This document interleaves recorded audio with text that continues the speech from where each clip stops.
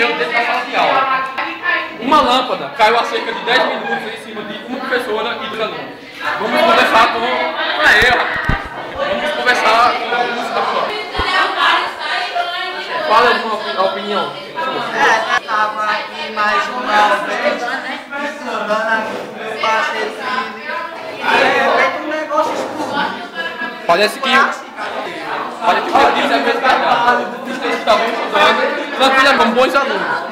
Enquanto uma lâmpada caiu. A segunda vítima. Vamos lá. Você acha que a providência que deve ser tomada para isso? Também dá cabeça.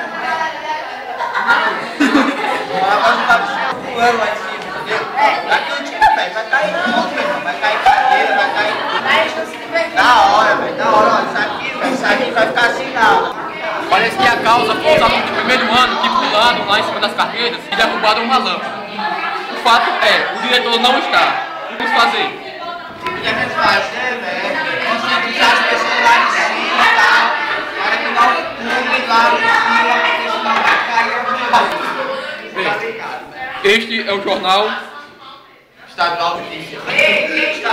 Estadual News.